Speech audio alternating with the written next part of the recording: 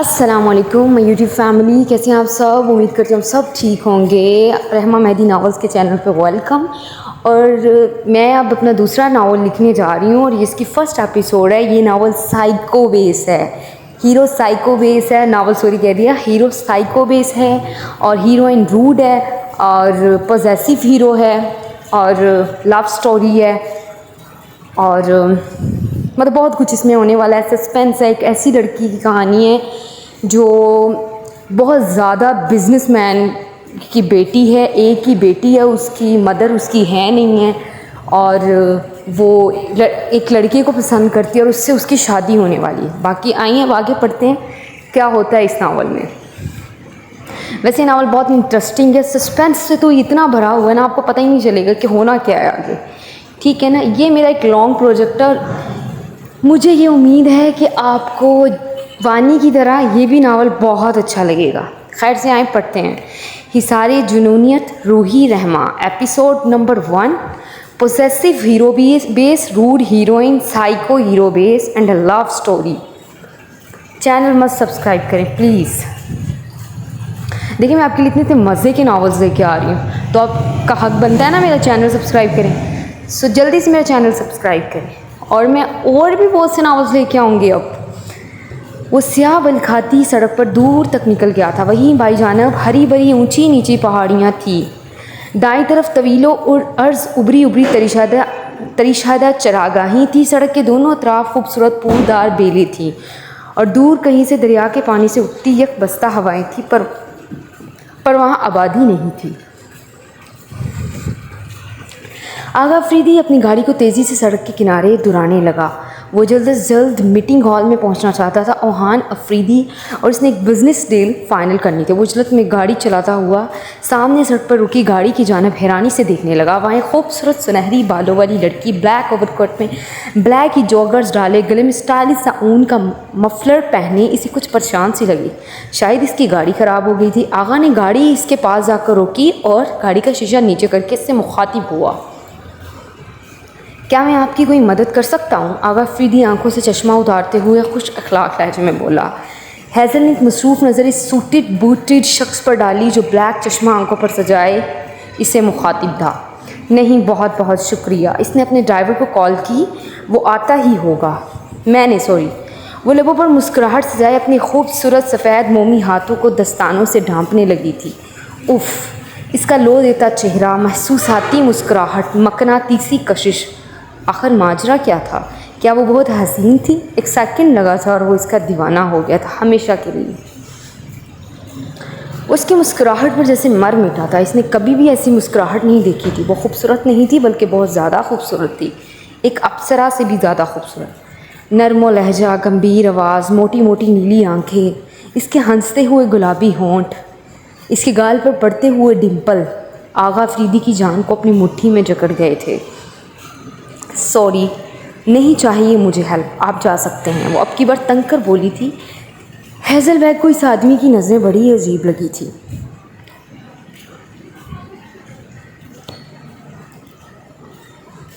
बर्फ़ानी इलाका है, भेड़िए यहाँ पर बहुत ज़्यादा पाए जाते हैं। ख़तरा मोल मत लें, मेरे साथ आइए, मैं आपको आपके घर तक हफाजत से पहुँचा दूँगा। आगा अफरीदी इसके माथे की शक्लें देखकर दिल ही दिल में मुस्कुराया था।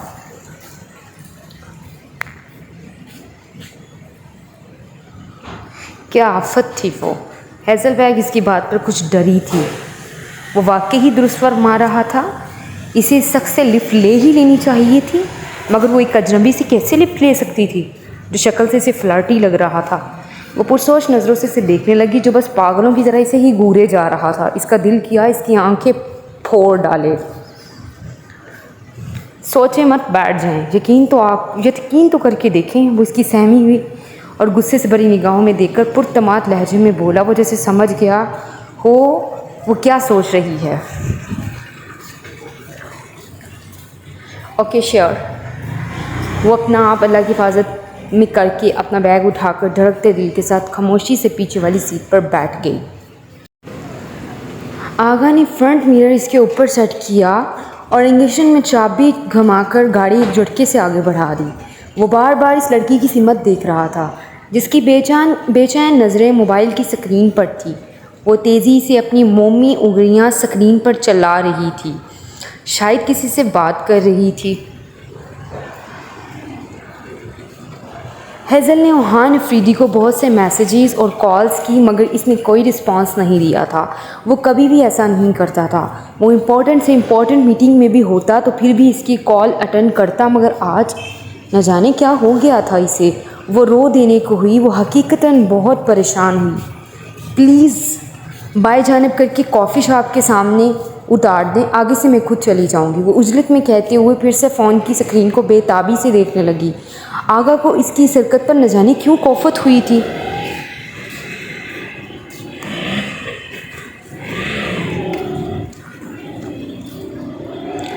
आगा ने कॉफ़ी शॉप के सामने गाड़ी रोकी और खामोशी से एक नज़र इसने पीछे बैठी इस लड़की को देखा जो अपना बैग उठाकर बाहर निकल रही थी। इसका दिल किया वो इसे हमेशा के लिए अपने पास रख ले, इसे कभी जाने ना दे। इस लड़की ने आगा अफरीदी का दिल पहली नज़र में चुरा लिया था। आपका बेहद शुक्रिया, आपने बाहिफाजत हमें हमारी मंजिल तक पहुंचाया। हेज़ल मशकूर नज़रों से इसे देखते हुए संजीदगी से बोली।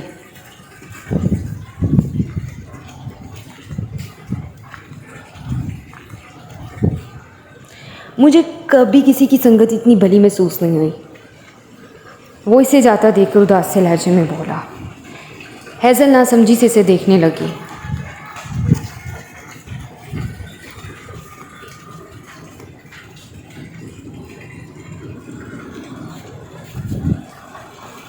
मैं कुछ समझी नहीं कि आप क्या कहना चाह रहे हैं। इसका लहजा करखत था। कुछ नहीं, आप जा सकती हैं। आगा अफरीदी ने गाड़ी स्टार्ट की और इसके बाहर निकले का इंतज़ार करने लगा।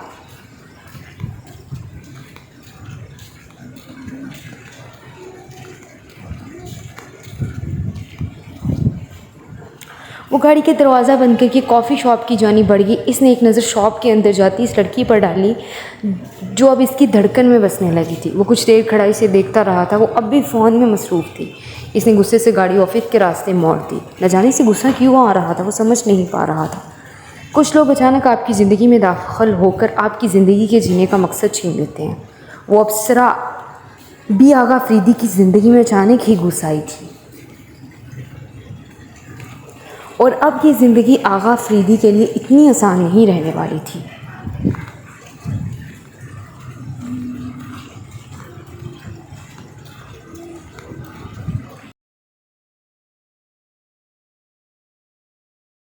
ओहान अफरीदी आगा का वेट करते करते अकेला ही मीटिंग अटेंड करने जा चुका था और अपना मोबाइल ऑफिस में ही छोड़ गया था।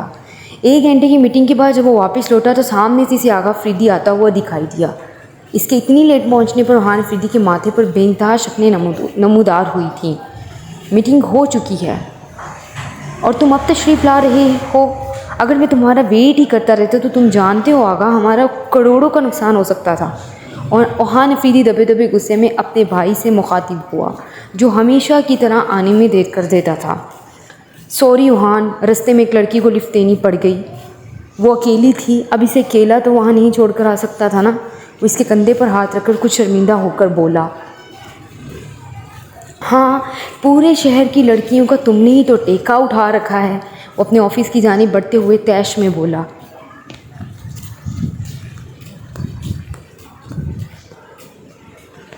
ओके प्लीज़, अब ज़्यादा मत बोलो। मुझे बताओ डील डन हो गई? उस वाले नज़र से देखने लगा जो फ़ोन में मसरूफ़ हो गया था।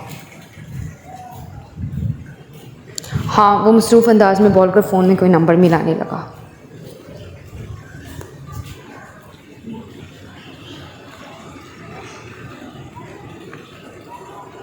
वाह मेरे प्यारे भाई, मुबारक हो। खुशी से इसके गले लगा तो ओहान ने दूसरी जानिब फ़ोन पिक होने पर इसे मुकम्मल इग्नोर करके भाई की जानिब बढ़ गया।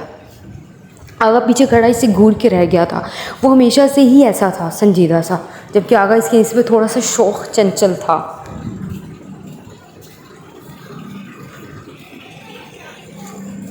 ओहान कहाँ थे आप? दूसरी जानिब वो छूटते ही बोली।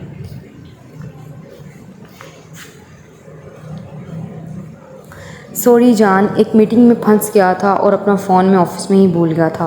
वो तफसीलन बोला। वो जानता था वो इससे नाराज़ हो जाती अगर वो फ़ोन उठाने में थोड़ी भी देर और कर देता तो। आप नहीं जानते मैं कितनी परेशान हुई थी। वो रोने लगी थी। वो पल भर के लिए भी ओहान की जुदाई बर्दाश्त नहीं कर सकती थी।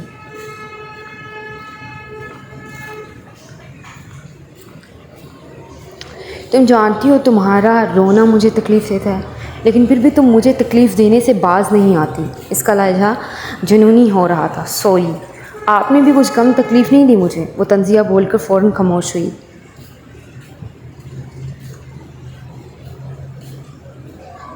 अच्छा सॉरी, पेपर कैसा हुआ तुम्हारा? ओहान अफरीदी मध्यम से लहजे में बोला था। वो बात बदलना चाहता था ताकि इसकी नाजुक हसीना का दिमाग और ख़राब ना हो।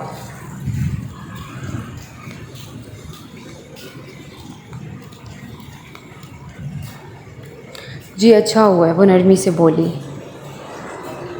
क्या लिख कर आई हो? वो कुछ शरी हुआ।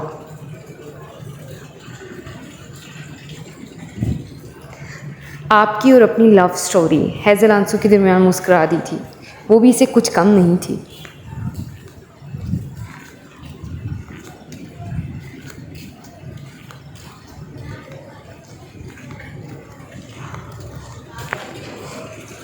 ओह तेरी खैर हो, पास हो जाऊँगी क्या? उसकी बात पर हंसने लगा। बिल्कुल हो जाऊँगी, वो भी मुस्कुरा दी थी। मुझे बहुत बेचैनी से इंतज़ार है जब हम दोनों एक साथ खूबसूरत से स्वीट में रहेंगी। और वो दिन दूर नहीं। वो गंभीर से लहजे में बोलकर हैज़ल की बोलती बंद कर गया था।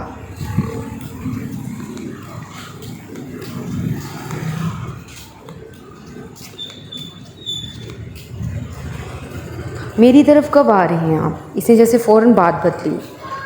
ओहान अफरीदी की बातें इसकी दिल की धड़कन को बढ़ा देती थीं। बस चेंज करके आता हूँ, मगर कहाँ मिलोगी?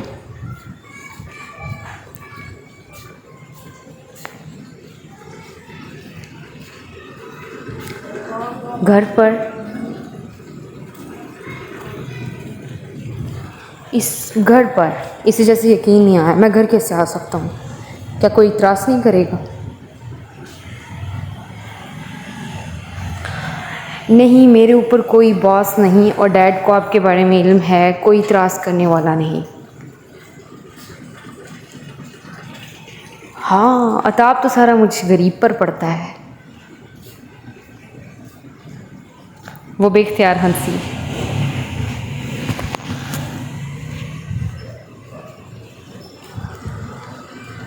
बास तो ऑफ है मेरे, मैं बेचारी क्या इताब करूँगी। चलो देखते हैं कौन किस पर अताब करता है। शाम को आता हूँ तुमसे मिलने। वो शौक़ हुआ।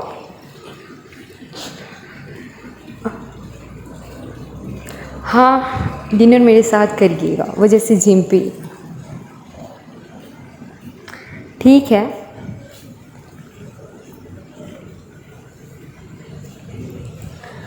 खुदा हाफिज़, अपना ख्याल रखें।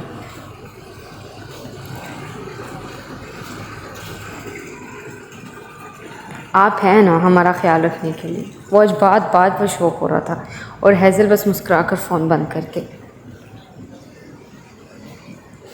फ़ोन बंद होते ही ओहान अफरीदी इसके बारे में सोचने लगा। जब से वो इसकी ज़िंदगी में आई थी, इसकी बेचैन ज़िंदगी संवर गई थी। इसने इसकी बेरंग ज़िंदगी में रंग भर दिए थे। वो भी इसे जल्द से जल्द अपनाना चाहता था, क्योंकि अब इसके बगैर रहना इसके लिए महाल हो गया था।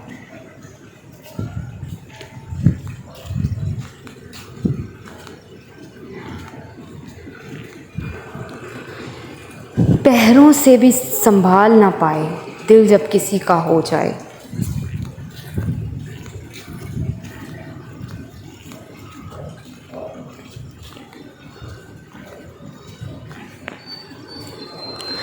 ओहान अफरीदी और हैज़लबैग दोनों एक ही यूनिवर्सिटी में रहे। हैज़ल इससे जूनियर थी। ओहान MBA कर रहा था और हैज़ल BS कर रही थी। दोनों की पहली मुलाकात यूनिवर्सिटी के कैफ़ेटेरिया में हुई थी। इसके बाद से इनकी दोस्ती मोहब्बत में बदलती गई। दोनों की मोहब्बत मिसाली थी। पूरी यूनिवर्सिटी में इनकी लव स्टोरी के चर्चे थे। ओहान अफरीदी ने अपने एनुअल फंक्शन में स्टेज पर सबके सामने हैज़ल को प्रपोज़ करके इसे डायमंड रिंग भी पहना दी थी। इस दिन हैज़लबैग इसके यूनिवर्सिटी से चले जाने पर बहुत रोई थी। वो जो 2 साल से हर दिन ओहान अफरीदी को रोज़ देखा करती थी, आज वो इसे हमेशा के लिए वहाँ से जाता देखकर बच्चों की तरह फूट फूट कर रोई थी। वो दिन ओहान अफरीदी कभी नहीं भूल पाया था। इस दिन इसे हेज़लबैग से दूसरी दफ़ा मोहब्बत हुई थी। वो इसके लिए क्या थी वो इसे लफ्ज़ों में बयान नहीं कर सकता था। अगर शायद वो इससे जान भी मांगती तो वो इसे दे देता, क्योंकि इसने अपनी 4 साल ज़िंदगी में इसे बेपनाह चाहा था। आज वो एक कामयाब बिजनेसमैन था तो सिर्फ़ और सिर्फ हेज़लबैग की वजह से। वो शाम में हेज़ल के घर पहुंचा तो खान बाबा ने इसे रिसीव किया और ड्राइंग रूम में ले गए। कुछ ही देर में हेज़ल दरवाज़े पर नमूदार हुई, जो मेहरून रंग की प्लेन शलवार कमीज़ में अपने गोल्डन चमकीले बालों को कैचर में मुकीद किए अप्सरा से भी ज़्यादा हसीन लग रही थी।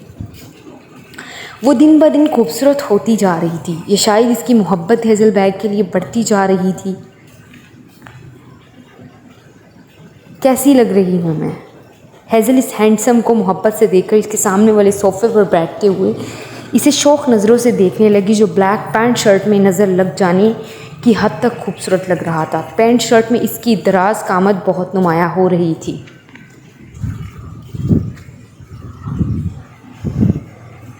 पहले से भी ज़्यादा खूबसूरत। माहौल में खामोशी की वजह से इसकी गंभीर आवाज़ भी बेहद ऊंची थी।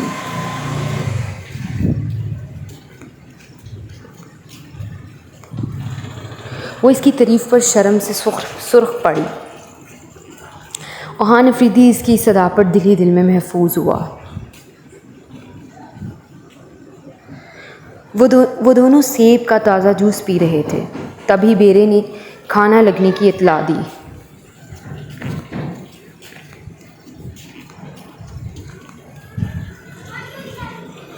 ओहान हेज़ल के हमरा एक वसी ड्राइंग रूम में आ गया, जहाँ अनवा किस्म के खाने लगे हुए थे। यूनिफॉर्म बेरे ने हेज़ल के लिए दाई जानिब की कुर्सी पीछे खिसकाई। वो बैठ गई तो इसके बाएं वाली कुर्सी ओहान के लिए पीछे कर दी। वो बैठ गया।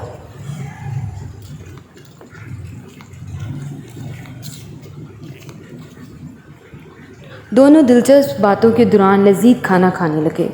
जब वो दोनों एक साथ होते तो इनके जहन में किसी भी किस्म का कोई भी बोझ नहीं रहता था।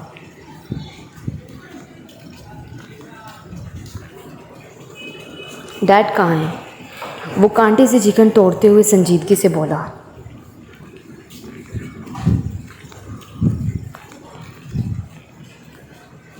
शिकार पर गए हैं।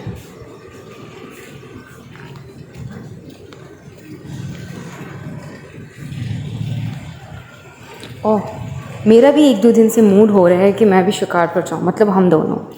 वो ये कहकर अखीर शरीर हुआ। ना ना, मुझे बहुत डर लगता है। वो एकदम घबराई।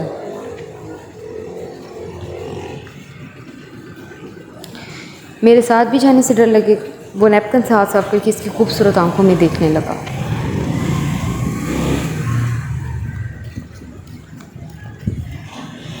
आपके साथ ज़्यादा लगेगा, उसे छेड़ते हुए बोली। चलो फिर अपने डैड के साथ चली जाना, वो ये कहते ही उठा था। अजीब जेलसी थी। हेज़ल को हंसी आई। कहाँ जा रहे हैं आप? वो भी बेचैनी से इसके साथ खड़ी हो गई। घर।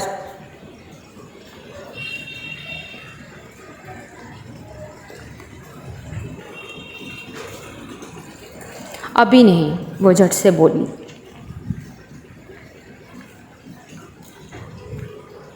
क्यों? वो इसकी जानिब झुका। वो शर्म से पीछे को हुई।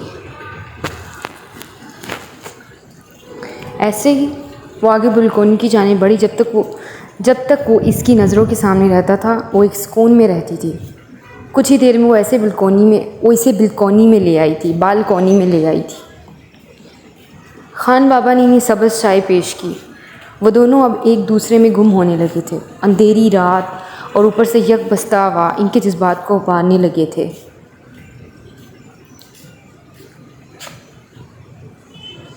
ओहान जी। वो सामने बैठी हेज़ल को दिलचस्पी से देखने लगा।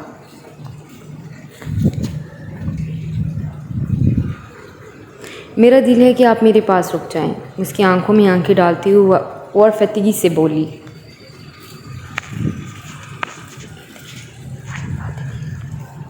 रुक जाता हूँ, फिर तुम्हारे डैड को इतराज़ होने लगेगा। मेरे डैड को आप कहने से इतराज़ नहीं होता। आई समझ? उसकी बात पर अब की बात तेज़ लहजे में बोली थी। तो इसका मतलब है तुमसे मिलने रोज़ आ सकता हूँ। वो कप उठाती हेज़ल को प्यार भरी नज़रों से देखने लगा। बिल्कुल आ सकते हैं। वो कप साइड टेबल पर रखकर मुड़ी ही थी कि ओहान इसे कलाई से पकड़कर झटके से अपने ऊपर गिरा लिया था। वो अचानक इफ्तार के लिए तैयार ना थी और किसी कटी हुई टहनी की तरह इसकी झोली में आ गिरी थी।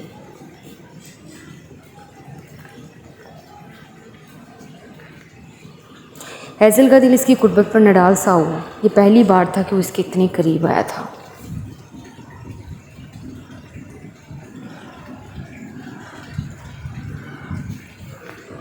तुम्हारी खुशबू बहुत प्यारी है, दुनिया के महंगे तरीन परफ्यूम से भी ज़्यादा प्यारी, मदहोश कर देने वाली। वो मखमूर से लहजे में बोलकर इसके इर्द गिर्द हंसार तंग कर गया।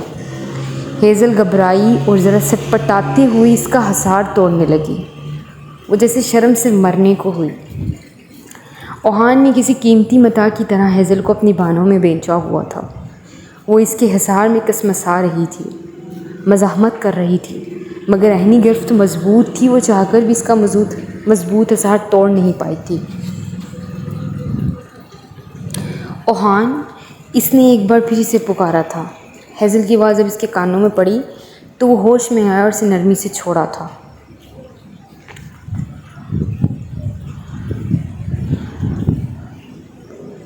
जैसे ही इसने छोड़ा, हेज़ल कांपते हुए दिल के साथ इससे दूर हुई।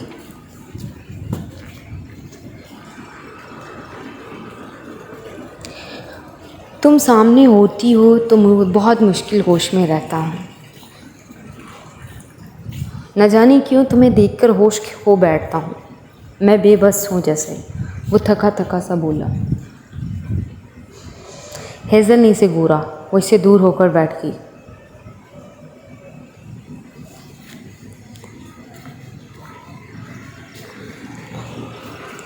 दूर क्यों गई हो? वो जैसे गुस्से में आया। हक सिर्फ तब इस्तेमाल करते हैं जब आपके पास इस हक को इस्तेमाल करने का शरई हक हो।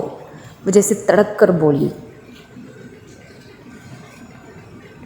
आज तो पक्का इरादा करके आया था तुम्हारे डैड को अपने झांसे में फांस कर शादी की बात करूं, मगर तुम्हारे डैड घर पर ही नहीं है। वो संजीदगी से बात कर रहा था। हेज़ल जान गई थी वो इसके दूर जाने पर उठ गया है। डैड भी आपसे मिलने का कह रहे थे। वो इसकी आंखों में देखते हुए बोली, जहाँ सिर्फ़ और सिर्फ संजीदगी थी। वो अगर नाराज़ हो जाता था तो कभी भी अपनी नाराज़गी ज़ाहिर नहीं करता था। कल डैड से मिलूँगा। वो जाने के लिए उठा।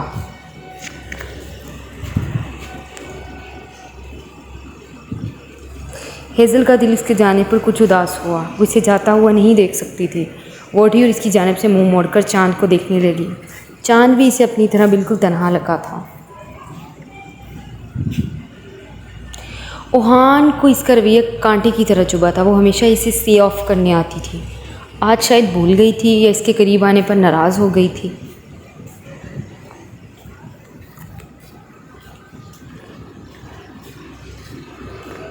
अपना ख्याल रखना, मैं जाकर कॉल करूँगा। वो दूर से ही कहता बाहर जाने लगा तो हेज़ल की बेचैन आवाज़ पर रुका।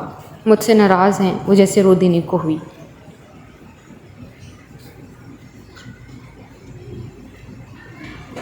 नहीं, बस दूर ना जाया करो। उसकी रोती हुई शक्ल देखकर मुस्कुराया। वो इसके साथ बाई और इसे गाड़ी में बैठता देखकर जाने के लिए मुड़ी थी, मगर ओहान अफरीदी की तेज़ आवाज़ पर रुकी और तेज़ी से पलटी जो उसकी तरफ ही आ रहा था। हेज़ल के दिल की धड़कन तेज़ हुई।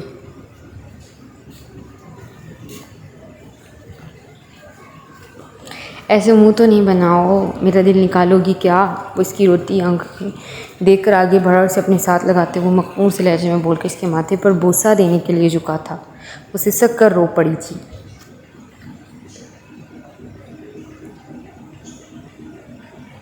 मेरे पास रुक जाएं, मैं आपके बगैर अच्छा महसूस नहीं करती। वो सिसकी।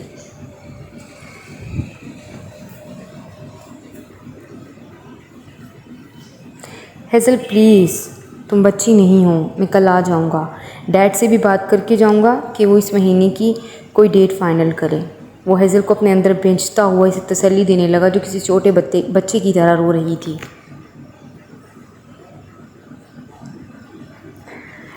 ठीक है, वो सू करते हुए इससे दूर हुई और बगैर कुछ कहे अंदर की जानिब चली गई, जबकि वहाँ नफीदी से यूं उदास देखकर खुद भी उदास हो गया था। इसका दिल हेज़ल के रोने पर बोझल सा हो गया था। जारी है। ये नावल ज़रा थोड़ा सा रोमांटिक है, मतलब कि रोमांटिक कह लो, अच्छा खासा रोमांटिक है। ये रोमांटिक भी है और ये साइको भी बहुत, साइको टाइप का भी बहुत है। ये रूड पे बना हुआ है और मैं यही कहना चाहूँगी कि प्लीज़ कोई नेगेटिव कमेंट मत करिएगा, क्योंकि इसका प्लॉट ही कुछ ऐसा है, तो कुछ ये खौफनाक भी हो सकता है। तो आप प्लीज़ मुझे सपोर्ट करिएगा, मेरे चैनल को सब्सक्राइब करिएगा और इस किस्त के बारे में लाजमी बताइएगा कि आपको ये किस्त कैसी लगी। ठीक है, अल्लाह हाफिज़। और एक बात, वानी के बाद में आपको मेरा वानी नावल अल्हम्दुलिल्लाह ख़त्म होने वाला है, उसके कोई 7-8 एपिसोड रह गए। तो जैसे ही वो ख़त्म होगा ना, मतलब जैसे ही 10 के बाद जैसे ही वो ख़त्म होगा ना, तो फिर मैं इसकी एपिसोड बढ़ा दूँगी, 2-3 एपिसोड दिया करूँगी। सो प्लीज़ आपने ये नहीं कहना कि आप एपिसोड क्यों नहीं दे रही है, ऐसा आराम से पड़ेगा। जैसे ही वानी ख़त्म होगा मैं इसको आगे बढ़ाना स्टार्ट कर दूँगी और ये फेसबुक पे भी आएगा, लेकिन फेसबुक रीडर्स के लिए तब होगा जब वो यहाँ पे भी लाइक करेंगे, लाइक सब्सक्राइब करेंगे।